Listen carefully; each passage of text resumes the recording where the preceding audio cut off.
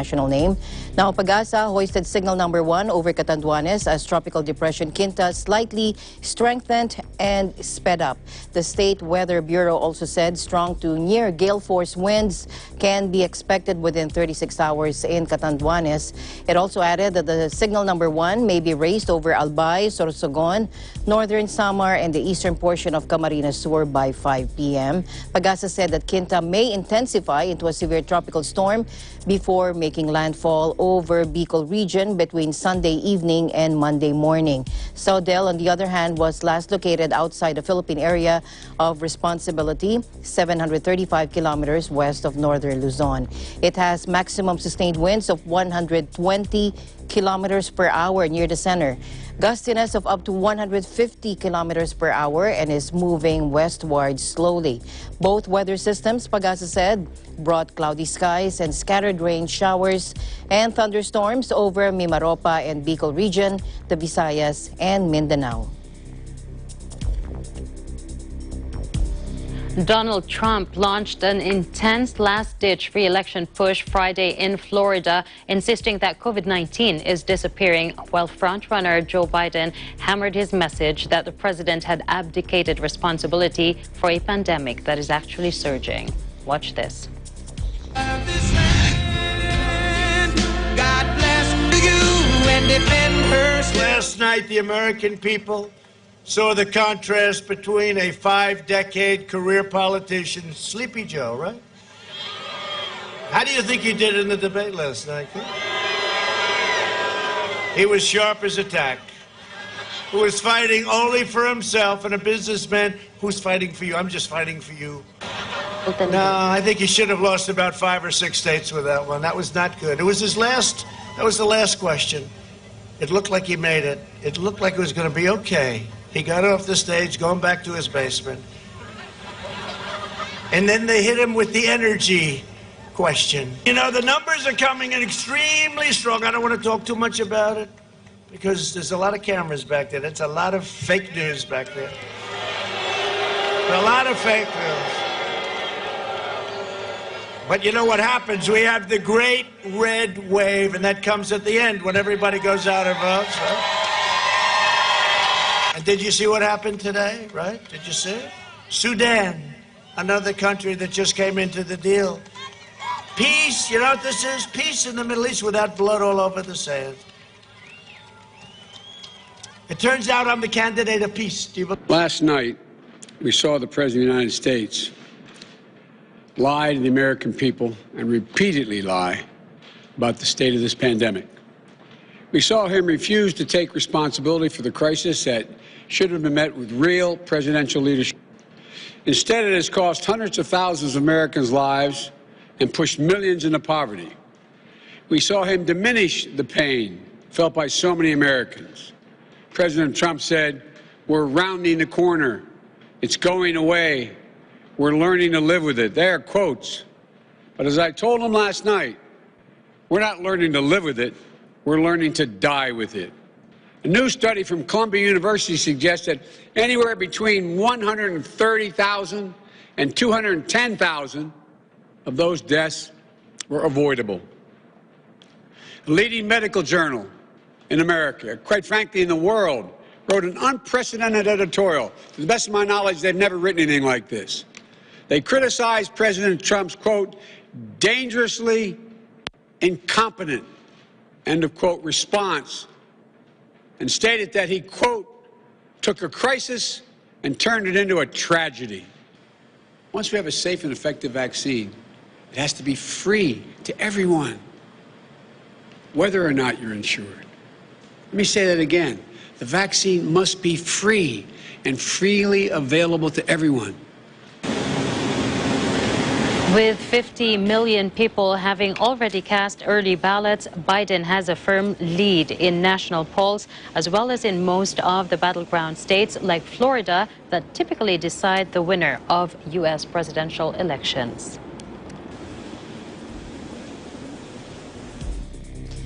Meanwhile, Gina Woodall, a professor at Arizona State University School of Politics and Global Studies, explains why Arizona has become a swing state that will play a crucial role in the U.S. presidential election. Arizona is trending blue. Take a look. 2020.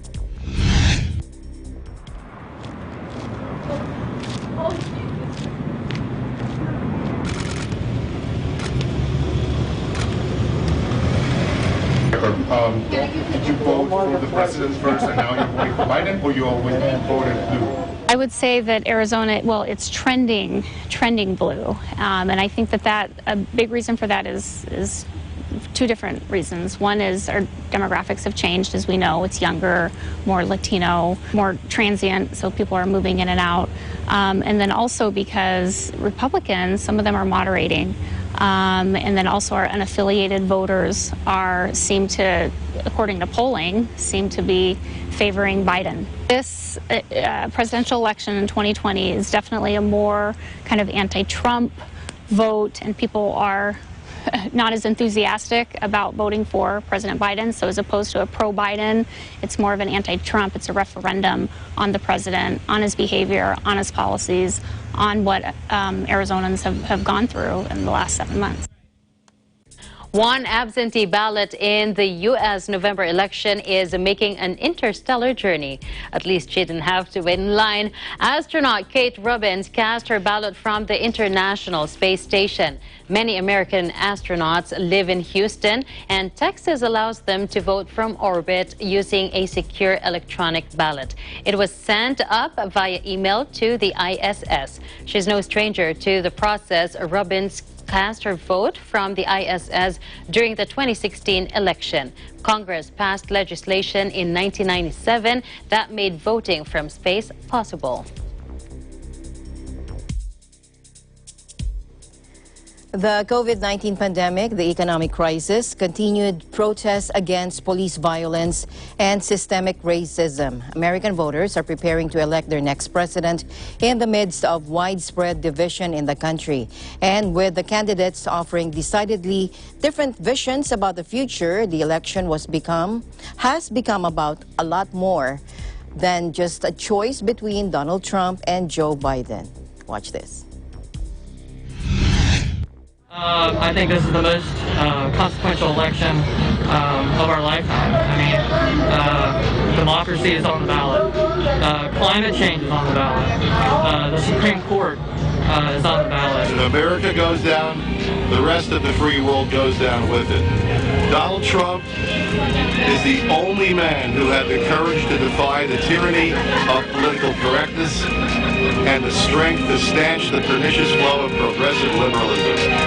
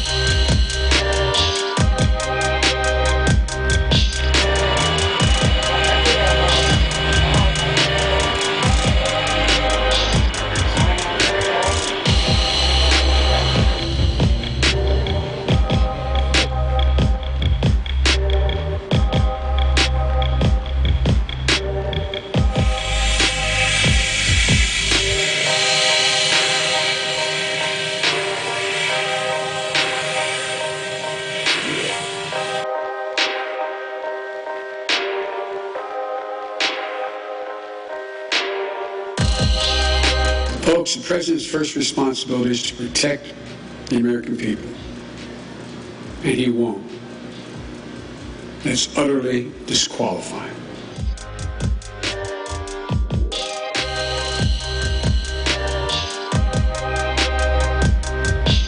If you can, use the mask. When you can, use the mask. If you're close to each other, if you're in a group, I would put it on when I'm in a group.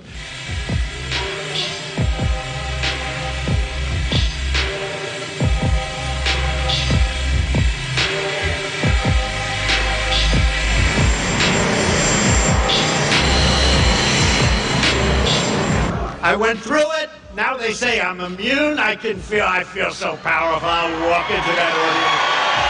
I'll walk in there. I'll kiss everyone in that audience. I'll kiss the guys and the beautiful women and everybody. I'll just give you a big fat kiss.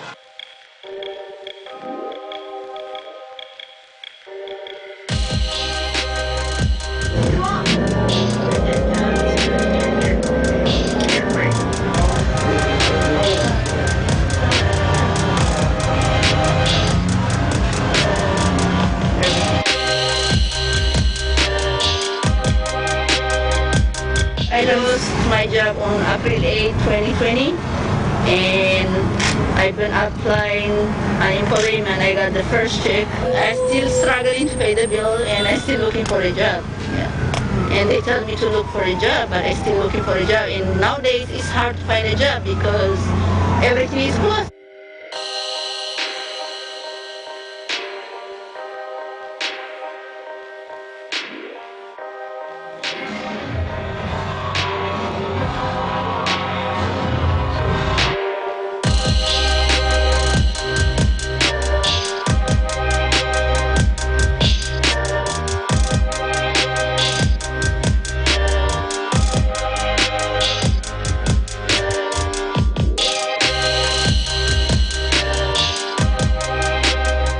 People are sick and tired of seeing our people struck down with impunity, and those cops need to be locked up, sent to jail, prison. We are in the midst of a civil war between good and evil. The good is all the folks you see here. The evil is the liberals who are letting these cities be destroyed by Antifa, BLM, whoever you want to call them.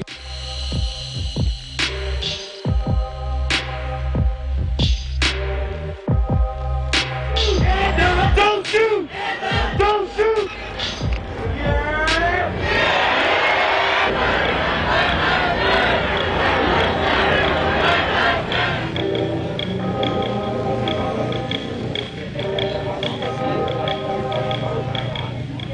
Many of those who are spreading violence in our cities are supporters of an organization called Black Lives Matter, or BLM.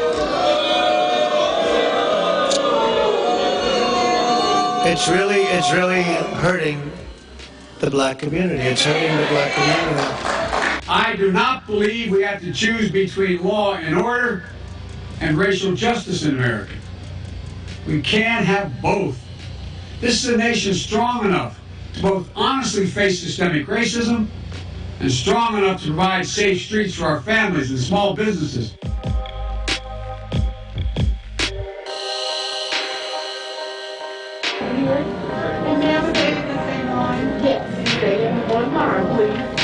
From this basketball, you don't have to mind about.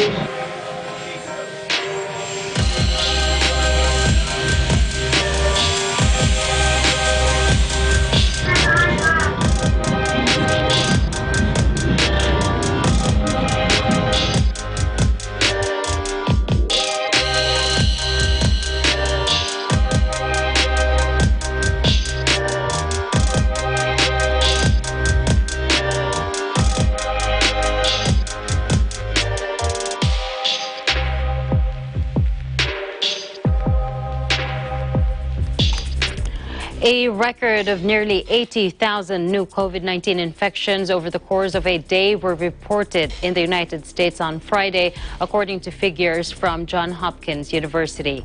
Between 8:30 p.m. Thursday and the same time Friday, 79,963 infections were recorded, bringing the total number since the start of the pandemic to nearly 8.5 million in the country. The U.S. had already approached the bar of 80,000 daily cases in July, largely due to new infections in southern states such as Texas and Florida, where the virus was then spreading out of control. Overall, more than 223,000 people have died from COVID-19 in the country. And the World Health Organization said the Northern Hemisphere is facing a crucial moment in fighting the COVID-19 pandemic, with too many countries witnessing an exponential increase in coronavirus cases. The coronavirus has infected nearly 42 million people and killed at least 1.1 million since the outbreak emerged in China last December, according to an AFP tally from official sources, compiled from official sources.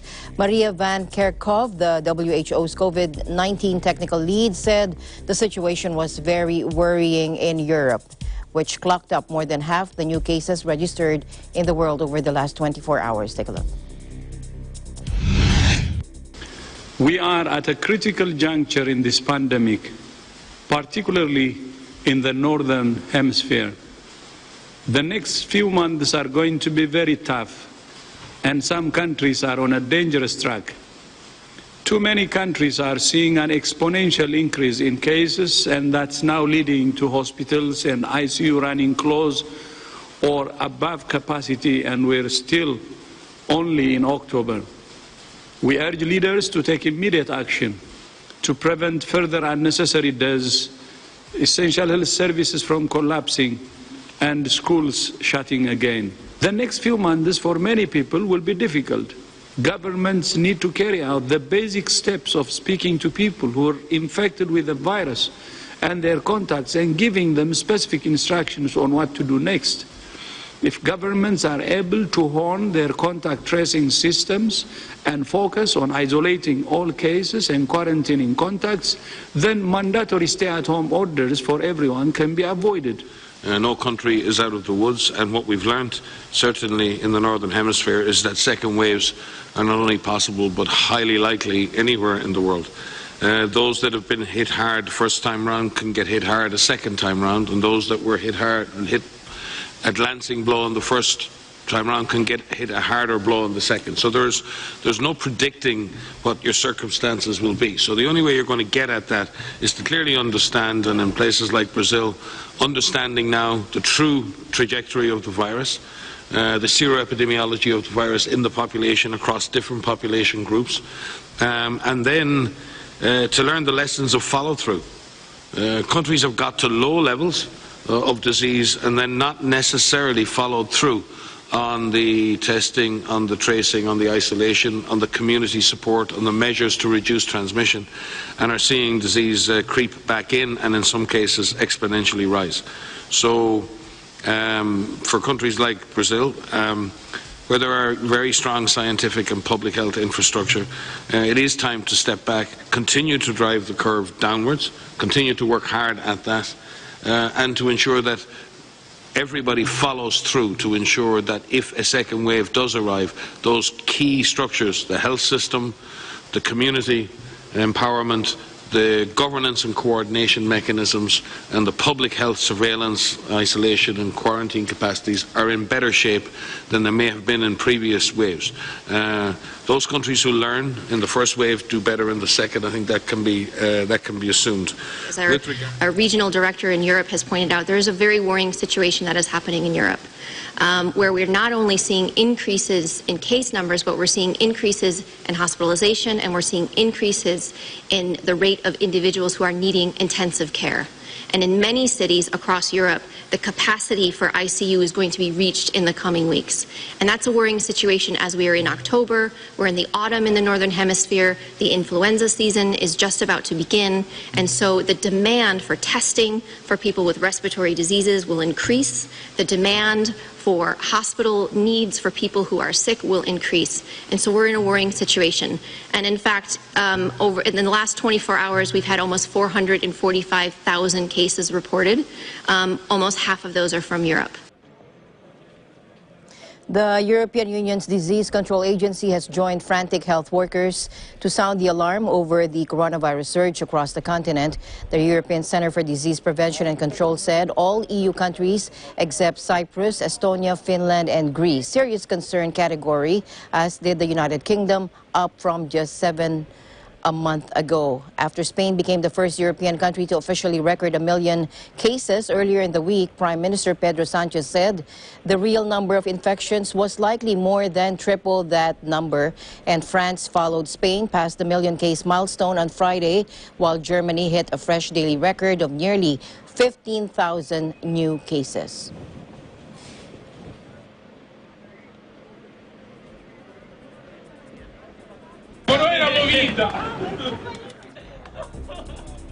No condition was set by the Chinese government for Manila to access the coronavirus vaccines that the Asian power is currently developing. Philippine Ambassador to Beijing Jose Santiago Santa Romana said on Thursday. In a palace briefing, the envoy said 2 Chinese candidate vaccines are on the final stages of phase 3 clinical trials with no report of adverse effects. Let's listen in. What we're doing here, what the Philippine Embassy in Beijing is doing, is really facilitating the contacts between DOST and DOH and the Chinese side, no, regarding the vaccine. As you know, the Chinese right now are in the advanced stage, no? Nasa phase 3. They have at least 3 to 4 vaccines that are now being tried in China. No, they reported yesterday that, or the other day, that one vaccine is about to complete the phase 3 trial, and so far the results have been fairly good. There's been no report of an adverse reaction. There is another vaccine that is under phase 3 trial and is also undergoing international experiment in Brazil and the UAE. And in the UAE, or in the Middle East, as far as I know, there are some Filipinos, no, over 1,000 Filipinos that have been involved in the phase 3 trial. This is important because the vaccines being developed in China have been tried among Chinese patients or among Chinese citizens. But it is important to try it also with other citizens of other countries. No? That is why the Chinese have a joint program with Indonesia. Some Indonesian patients are being treated, are undergoing this phase 3 experiment. In Brazil, there's quite a number of Brazilians undergoing it. So they're trying it with different nationalities. In China, they're already using the vaccine on an emergency basis for their frontliners. So lahat ng frontliners, particularly in the hospitals dealing with COVID, are already undergoing or have already been given the vaccine. The same with airport personnel, those dealing with customs and those dealing with coastal ports, no? Because in China, basically under control na yung local community transmission. Their problem really is how to deal with what they call imported cases. Those coming in from abroad, Chinese or foreigners bringing in the virus, and that's why very strict yung testing and quarantine for international arrivals. But back to the vaccine, so they hope to go into mass production soon, and so the question is yung distribution. As you know, the Philippines is one of the priority countries. Now, this was an agreement during the phone conversation between President Duterte and President Xi, and this was reiterated when Secretary Locsin was here and had an exchange or a conversation with State Councilor and Foreign Minister Wang Yi. However, distribution will be a challenge, even if we're in the priority list. One, because the Chinese companies we have been in contact with have said that we need, or the recipient countries should make sure that they have the capability for receiving the vaccine. Kailangan kasi yung tinatawag na cold chain storage. No? These vaccines have to be stored in the conditions, freezing conditions. The Czech health minister was under fire Friday after a tabloid photographer caught him leaving a restaurant that should have been closed under his own antivirus restrictions. Roman Primula, an epidemiologist who has been in office since September, also failed to wear a face mask when he got in his car with the driver, the Blesk Daily reported. What happened today is an absolute disaster and an absolute shock for me, according to Prime Minister Andrei Babis. He told this to reporters, and he vowed to sack Primula unless he resigns himself. But Primula refused to step down, insisting the meeting had taken place in premises adjacent to the restaurant and that he only breached the mask duty for a split second. Primula himself called on Czechs to be responsible and help him beat the virus in an emotional speech last week. The EU member of 10.7 million people has registered more than 223,000 cases and 1,845 deaths since the March outbreak. It now leads the EU in terms of new deaths and cases per 100,000 inhabitants. On Wednesday, Primula announced a partial lockdown until November 3, closing most shops and services and curbing freedom of movement.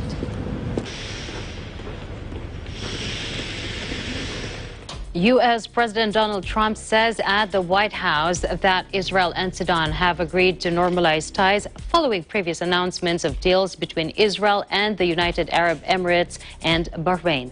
President Trump says he hopes Saudi Arabia will also strike a similar agreement with Israel. Watch this. Do you think Sleepy Joe could have made this deal, baby? Sleepy Joe. I think, do you think he would have made this deal somehow? I don't think so. Well, Mr. President, one thing I can tell you is we appreciate the help for peace from anyone in America, and we appreciate what you've done enormously. Yeah. It changes the lives of people. And exactly as you said, Mr. President, we're not engaging in bloodshed, we're not engaging in antagonism, we're engaging in cooperation for the present and the future. And then ultimately we're going to have a big reunion at the end where everybody's here and everybody's going to be signed. And we expect that Saudi Arabia will be one of those countries and highly respected. The king and the crown prince are all just highly respected in the Middle East, and Mohammed. Well, I think ultimately Iran maybe will become a member of this whole thing, if you want to really know the truth. Look, in the end, you're going to have everybody together with the United States, and beyond the United States, you'll have other major powers involved, and with it, not have to be signed into it, because it's a region, but with it. And I could see Iran. Look, someday I'd love to help Iran. I'd love to get Iran back on track.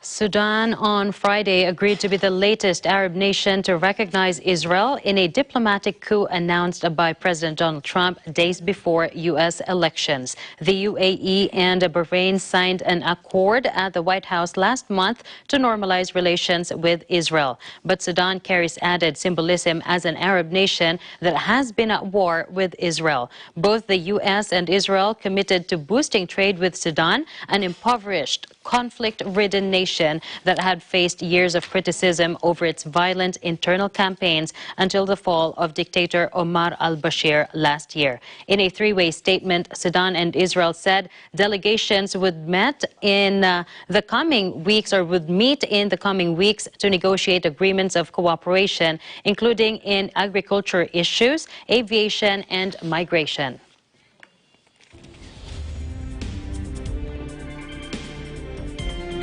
Eagle News, we'll be right back. Mula noon hanggang ngayon, gabay natin ang MTRCB ratings sa matalino at responsableng panonood.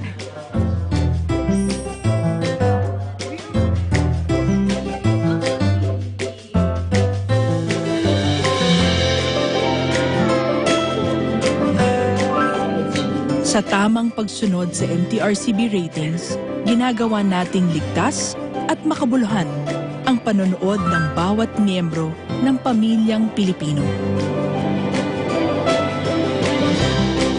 Lumipas man ang panahon hanggang may pamilyang Pilipino, andyan ang MTRCB.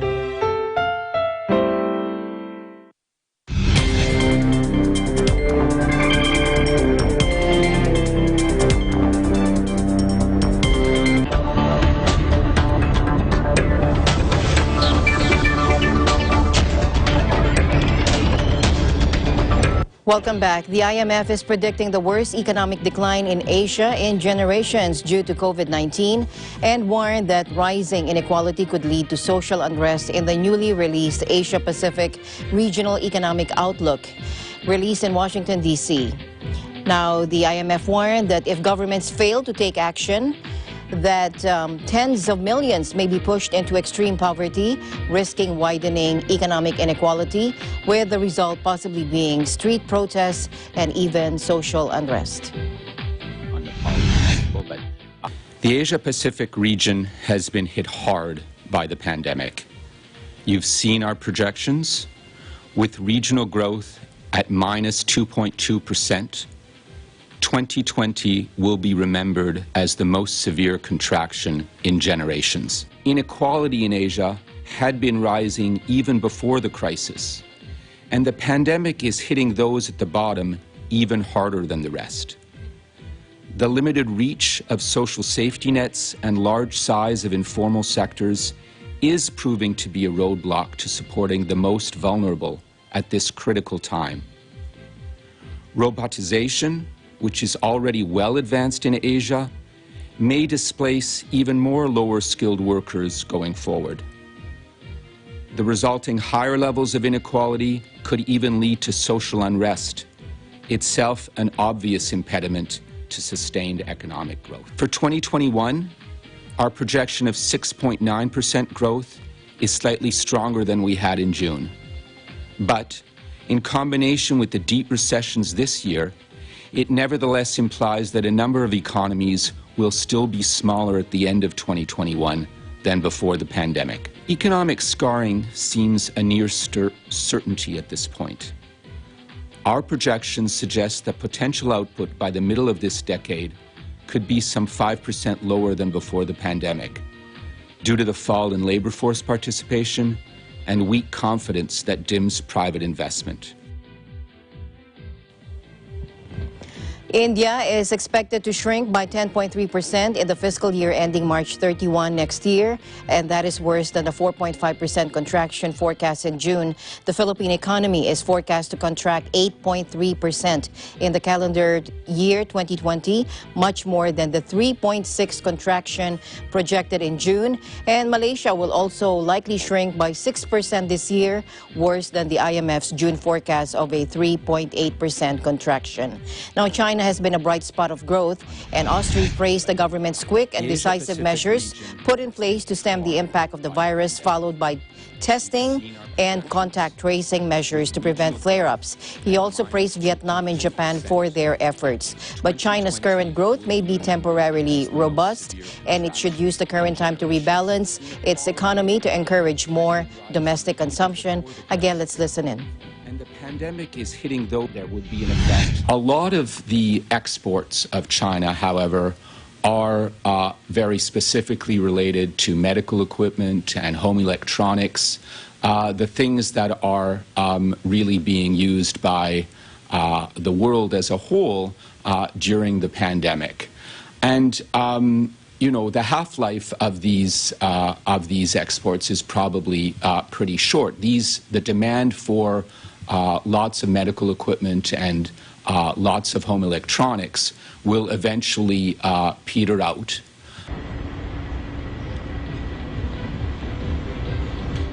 The COVID-19 crisis has hit the garment sector in the Asia-Pacific region hard, with plummeting retail sales in key export markets, affecting workers and enterprises throughout supply chains. This according to a new research from the International Labour Organization. COVID-19 has had a devastating impact on garment workers and also enterprises in the Asia and the Pacific region. So what we have seen are temporary, in some cases permanent factory closures. So many workers were actually left without work and in many cases without income. And those factories that reopened, they did not reopen at full capacity. So some workers were actually not called back to the factory. We have also seen reductions in wages, and delays in wage payments were common as well. When comparing different countries in the region, we know that the economies of some countries rely a lot on the garment sector. And here I'm talking about countries like Cambodia, Myanmar, also Bangladesh, Pakistan or Sri Lanka. And given that the garment sector is one of the sectors that has been hardest hit by this crisis, obviously these countries are suffering a lot.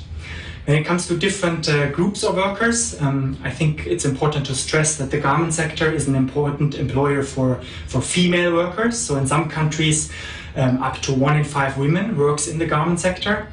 And we see some signs that actually this crisis could contribute to an increase in inequality between men and women. In terms of what needs to be done to support workers and enterprises during this crisis, the international coordination on stimulus packages and debt relief measures will need to be really central to this in ensuring that the recovery is not only effective but sustainable, especially for lower income countries that have limited fiscal space.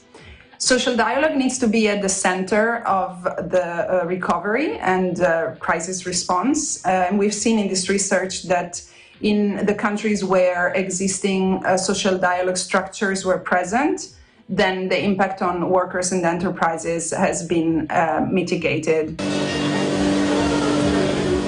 The report, The Supply Chain Ripple Effect, How COVID-19 is Affecting Garment Workers and Factories in Asia and the Pacific, assessed the pandemic's impact on supply chains, factories and workers in Bangladesh, Cambodia, China, India, Indonesia, Myanmar, Pakistan, the Philippines, Sri Lanka, and Vietnam. Meanwhile, Sub-Saharan Africa is headed for its worst economic decline on record, according to the IMF in Washington, D.C. The IMF forecasted a 3% decline in Sub-Saharan Africa's GDP this year. Let's listen in.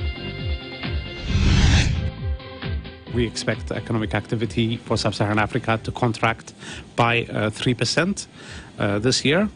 No country has remained untouched by the crisis. The largest impact on growth this year will be on tourism-dependent economies, but oil-exporting countries in the region, other commodity-intensive countries, have also been hit hard. And growth, even in the more diversified economies, will also be significantly impacted this year. The IMF has moved swiftly and dispersed about $17 billion so far in 2020, about more than 10 times the normal amount we disperse each year. And this money, of course, has been intended to cover the region's near-term needs and to catalyze additional support from the rest of the international community. You know, what we can do is bring about a lot of transparency in terms of how resources are used. This is a core function that we do through our work in helping strengthen countries' public finance management systems. But at a time like this, I think when resources are being provided quickly, it's really important also that there is transparency in how these resources are being used. We want this information to be in the public domain so that civil society organizations, anti-corruption agencies can all scrutinize how these resources are being used. Policymakers face quite difficult trade-offs. Where the pandemic continues to linger, the priority remains, of course, to save lives and protect livelihoods. And for countries where the pandemic is under more control, using fiscal and monetary policy to support the recovery has to be balanced with the need to keep an eye on debt sustainability and external stability.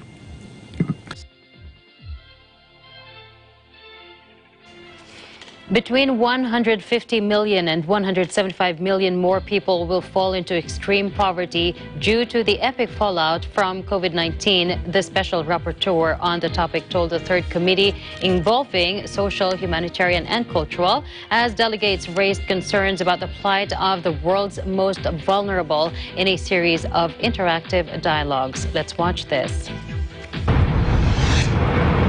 Recent assessments is that at least 150 million more people shall be driven into destitution as a result of the crisis, and perhaps as many as 176 million more people shall fall under the international poverty line, which is set at a ridiculously low level of $1.90 per day per person. On the other hand, we have an ecological crisis that the COVID-19 pandemic has not per magic made disappear, and that we also have to take into account in shaping the recovery from the economic crisis. So we need to combat poverty, we need to reduce inequalities, and we need at the same time to remain within planetary boundaries and not to worsen or aggravate our ecological footprint. The second recommendation is to identify in different areas, particularly energy, mobility, food, and housing, the measures that can have a triple impact or that can provide us with a triple dividend, a triple return. First, insofar as such measures can reduce the ecological impact, reduce particularly greenhouse gas emissions. Secondly, measures that can create employment, particularly for people with low levels of qualification. And thirdly, measures that can ensure that goods and services that are essential to lead a decent life are affordable for low-income families. I believe it's a very important moment which we are facing, because the choices we make today shall be decisive for the next 10, 15 years to come, given the $12 trillion that have been injected by governments in the economy in order to speed up the economic recovery. In other business news, tarmac meals have become an unlikely hit for coronavirus-battered Singapore Airlines, with hundreds of passengers paying the equivalent of a budget ticket just to dine inside grounded A380 jumbos. For a hefty sum of up to 642 Singaporean dollars, people with a hankering for airline food can have a meal of an A380, the world's biggest passenger jet. Take a look.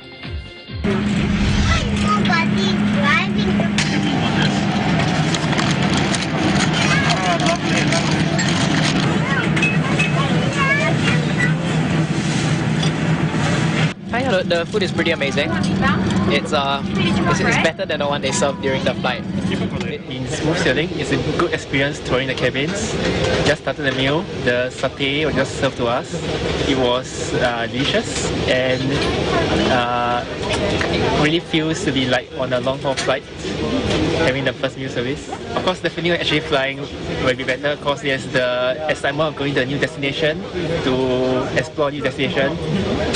And even though we can't do it now due to COVID, this is a good substitute for now to recreate the feels of being a long-haul flight. And this is the first time bringing the kid out, especially with an infant. So I guess it's the best, I'll say, a training ground for future travel. Because it's like flying, in the air with two kids. When they're going to be cranky, it's going to be hard to manage. So at least right now it's still manageable. It's not in the air, it's just within the plane, and it's should be a lot better. With the aviation industry in deep crisis due to the pandemic, airlines have turned to alternative ways to raise cash, from offering flights to nowhere to tours of aircraft. Singapore Airlines, which has cut thousands of jobs and grounded nearly all its planes this year, decided to try another route. Offer travel-starved customers the opportunity to dine on one of two A380s turned into pop-up restaurants. And the chance to eat plain food proved surprisingly popular. All 900 seats for lunch on October 24 and 25 sold out within half an hour of bookings. Opening on Monday, Now, citing overwhelming demand, the carrier announced the restaurants would be opened for an additional 2 days. Lunch and dinner are now being offered on all 4 dates. The most expensive option is a 4-course meal in a first-class suite, while the cheapest costs 53 Singaporean dollars and consists of a 3-course meal in economy class. About half the seats will be left empty on the double-decker jets parked at Changi Airport in keeping with social distancing guidelines. And for those seeking to bring the in-flight experience into their living rooms, Singapore Airlines is also offering home deliveries of plain meals. But the airline has ditched planes for flights to nowhere, short journeys starting and ending at the same airport, following an outcry over the potential environmental impact.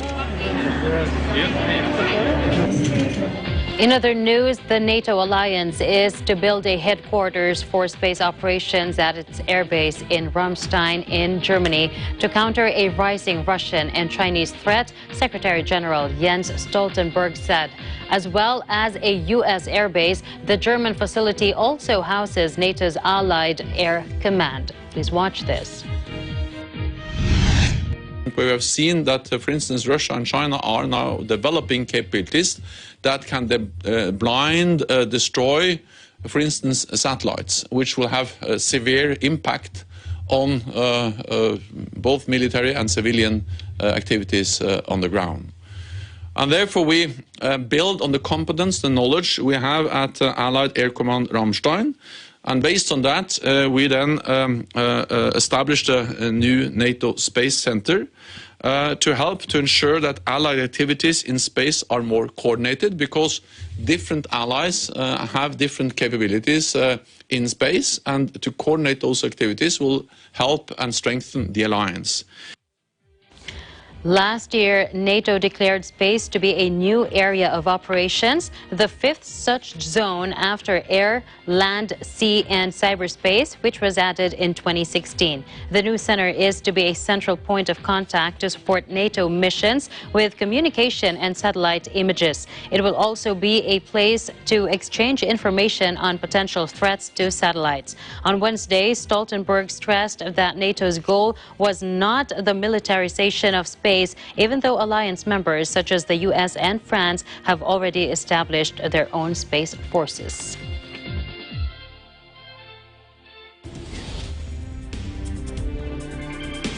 We got more news for you. Please don't go away.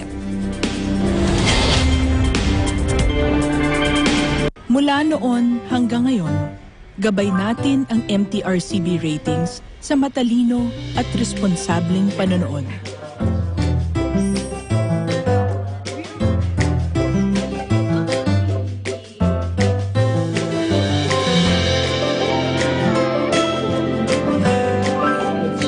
Sa tamang pagsunod sa MTRCB ratings, ginagawa nating ligtas at makabuluhan ang panonood ng bawat miyembro ng pamilyang Pilipino. Lumipas man ang panahon, hanggang may pamilyang Pilipino, andyan ang MTRCB.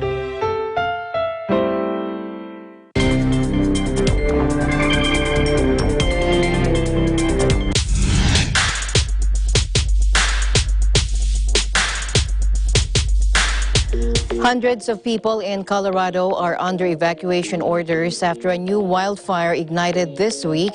The East Troublesome Fire has merged with the Cameron Peak Fire as the largest fire in state history, burning vast acreage and an unknown number of homes. Take a look.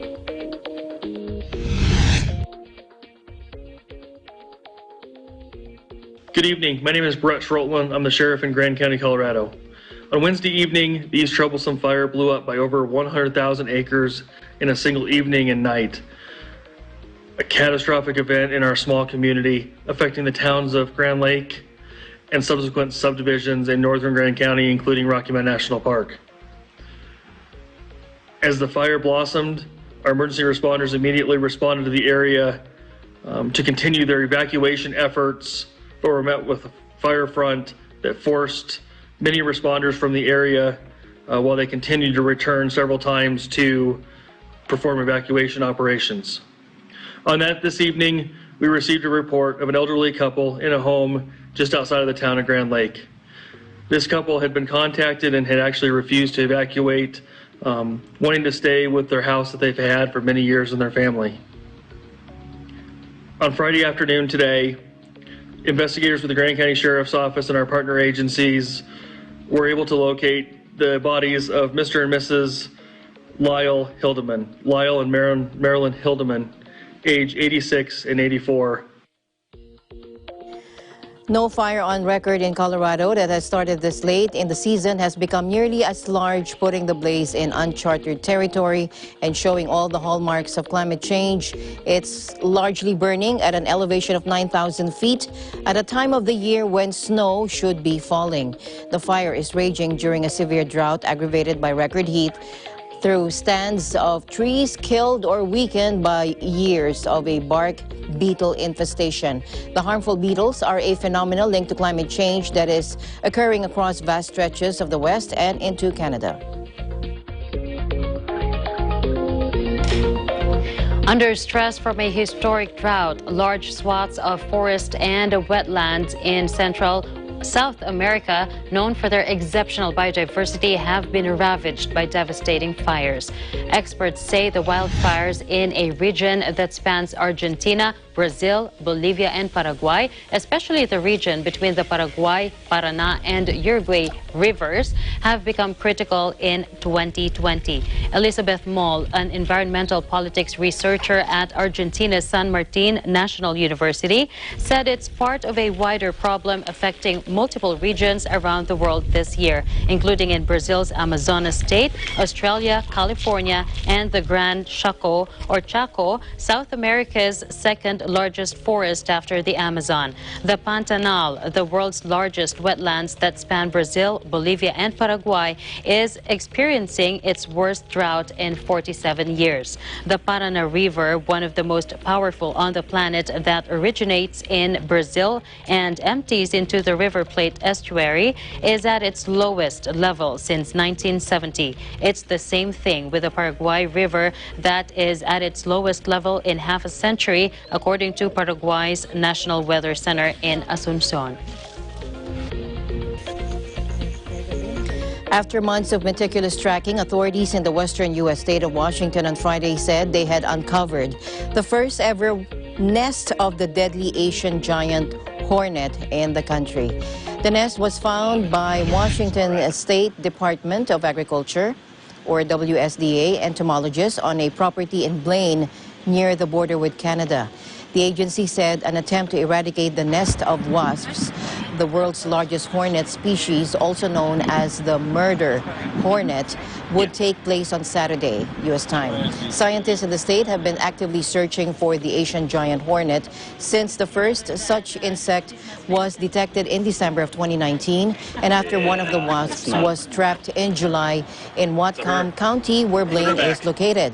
It's unclear how the wasps, which have orange and black markings and are nearly 2 inches in length, arrived in the U.S. Scientists are warning that unless the insect is eliminated in the next couple of years, it could spread in North America and become permanently established. The hornets, which are native to East Asia and Japan, usually don't attack people, but they are known for decimating honeybee colonies. The hornets slaughter honeybees by literally biting their heads off. The hornets then occupy honeybee nests for up to a week or more, feeding on the pupae and larvae. In Japan, where the insects are hunted and eaten, some 30 to 50 people die each year from their venomous and excruciating sting.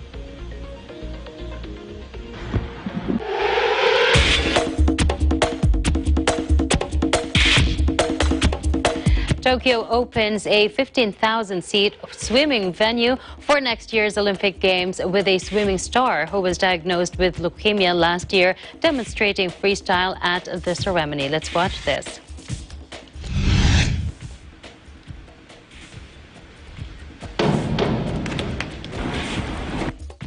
これで、東京2020年、東京2020大会の、いわゆる新しい会場建設すべて、完了いたしました。As far as in Japan and in Tokyo, the COVID-19 measures against the COVID-19 is taking place better and better. And this is stable for the time being, and we would like to receive more athletes and more people from outside with the safety measures.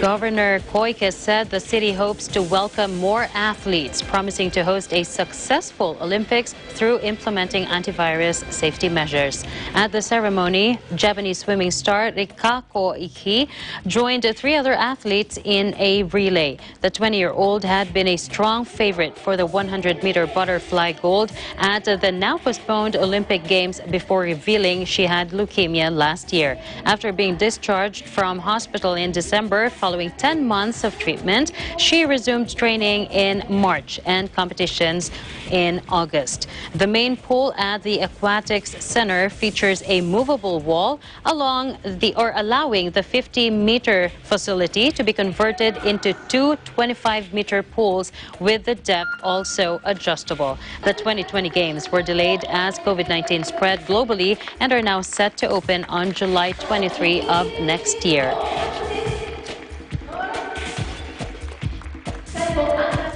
And the NBA is looking at starting a 72-game 2020 to 2021 season in December and finishing in time for players to compete at the Tokyo Olympics, according to multiple reports on Friday. The Athletic and ESPN, citing unnamed sources, said the league told team owners in a Friday conference call about the plans, which would require approval by the players' union by the end of October. After the playoffs ended on October 11 due to COVID-19 shutdown last March and a July restart, the Athletic reported that the league would have only a 72-day break before a December 22 restart, 3 days before the NBA's usual plethora of holiday game offerings. The move would allow greater income and more games compared to a January restart. It will also allow the league to crown a champion and leave a window for NBA talent to play for homelands in the Tokyo Olympics, where the U.S. team would seek a 4th consecutive gold medal.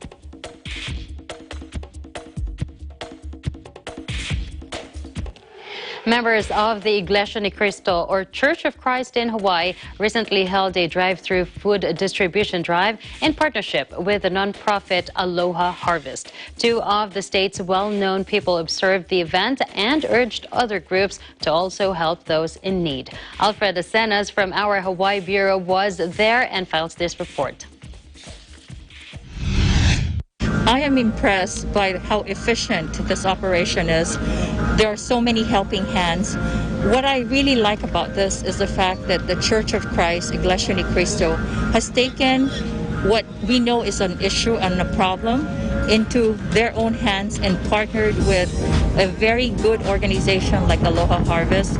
And from what I gathered, you've also tried to get more resources from your own members. This is a testament where sometimes we cannot wait for government. State Senator Misa Lucha and local celebrity Augie T share their impressions on a recent Aid to Humanity drive-through food distribution sponsored by members of the Iglesia ni Cristo, or Church of Christ in Hawaii. You know, during COVID-19, we've seen the good side and the bad side in people, and this is one of those